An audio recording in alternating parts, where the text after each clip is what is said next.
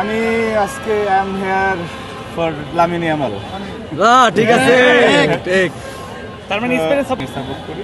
আজকে কোন দল আসলে এই বিষয়ে মানে কি বলে অতটা অভিজ্ঞ না, যারা আগে সুযোগ পাবে তারা আগে দিবে, খুবই সিম্পল অ্যান্সার। তো আমার কাছে মনে হয় যে স্পেন ভালো করবে। ঠিক। আর আমি বিশেষ করে লামিনে ইয়ামালের লাইফ, তার ছোটো ভাইয়ের প্রতি তার যে ভালোবাসা, সেটা আমাকে মুগ্ধ করেছে। আর প্যালেস্টাইনের জনগণও দেখেছি যে স্পেনকে সমর্থন জানিয়েছে, সেই কারণে আমি আসলে স্পেন।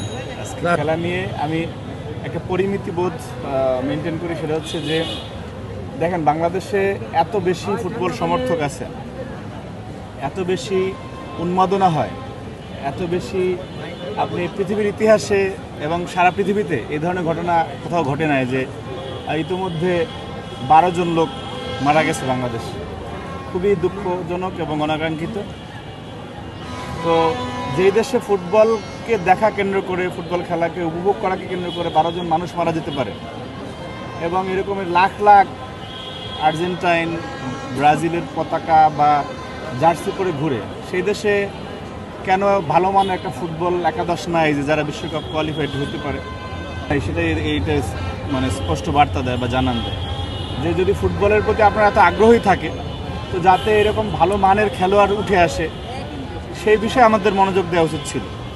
কিন্তু সেটি না করে এই সহস্র মাইল দূরের কোনো দেশের বিষয়ে আপনি নান্দনিক ফুটবল বা ভালো লাগার ফুটবল আপনি দেখতেই পারেন, কিন্তু সেটি যদি সীমা লঙ্ঘন করে, যে কেউ ব্রাজিল করে, কেউ আর্জেন্টিনা করে, পক্ষ বিপক্ষ হয়, সংঘাত হয়, প্রাণহানি হয়, সেটা অত্যন্ত দুঃখজনক। কিন্তু আমরা সেই দুর্ভাগা জাতি যে আসলে মানে যেটা হওয়ার কথা, যে আপনি ভালো খেলেন, 20 কোটি মানুষের ভিতরে 11-12 জন 15 জন ফুটবলার বের করতে পারতেছে না যে দেশে, সেই দেশে এই রকমের উন্মাদনার কারণে মানুষ মারা যায়, এইটা আমাদের কপাল খারাপ বলে এটা হচ্ছে আমার কাছে মনে হয়। সুতরাং ফুটবলকে ভালোবাসা ঠিক আছে, শরীরচর্চা বা খেলাধুলা করলে মন শরীর দুটোই ভালো থাকে, কিন্তু সেই সমর্থনটা যাতে যৌক্তিক হয়, যে না আমি আমার ফুটবলকে উন্নত করতেছি। এই যে যারা আর্জেন্টিনার জন্য লাফালাফি করতেছেন, ভালো, খুব ভালো কথা। আর্জেন্টিনার রাষ্ট্রদূত আসলো কয়েকবার দেখলাম, বা they are very concern about this. কিন্তু যদি বাংলাদেশি ফুটবলের উন্নয়নে ওনারা কোনো ভূমিকা রাখেন, আমার কাছে সেটা মনে হবে যে না, ওনারা একটা প্রতিদান দিয়েছেন, ভালো প্রতিদান।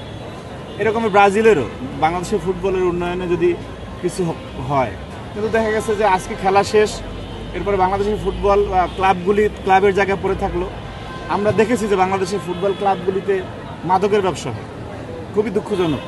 ফুটবল ক্লাবগুলি আপনার সন্ত্রাসীরা নিয়ন্ত্রণ নিতে চায়, ঠিক আছে। এই কিছু আফ্রিকান ফুটবলার কিনে আনে, তারপরে তারা মানে এইখানে কিছু মানে যে দেশের যে টুর্নামেন্টগুলি হয় সেখানে অবদান রাখে, তারপরে চলে যায়, যেই সে অবস্থা। সুতরাং আপনি দেশের ফুটবলের উন্নতির জন্য যদি ভূমিকা রাখতে পারেন, যাদের জন্য এত অকুণ্ঠ সমর্থন বাংলাদেশ থেকে দেয়া হলো, এবং এটা সারা পৃথিবীতে তারা ব্র্যান্ডিং করে, এই ফ্যান ব্র্যান্ডিংয়ের একটা বিষয় আছে, তো যে বাংলাদেশে যে উন্মাদনাটা হয় এটা দেখে এই সাবকন্টিনেন্টে বা পৃথিবীর অন্যান্য জায়গায় এগুলি তো সামাজিক যোগাযোগ মাধ্যমে বা সংবাদ মাধ্যমে ছড়িয়ে যায়। আমার মনে হয় আর্জেন্টাইন ফুটবলের বা ব্রাজিলিয়ান ফুটবলের তো লাভ হচ্ছে, তো তারা একটু সদয় দৃষ্টি বাংলাদেশের ফুটবলের দিকে দিলে তখন এই যে আমাদের মাতামাতি হচ্ছে, দেশের উপকার হলো, ফুটবলের উপকার হলো, ফুটবলটা একটু ডেভেলপ হবে আর কি।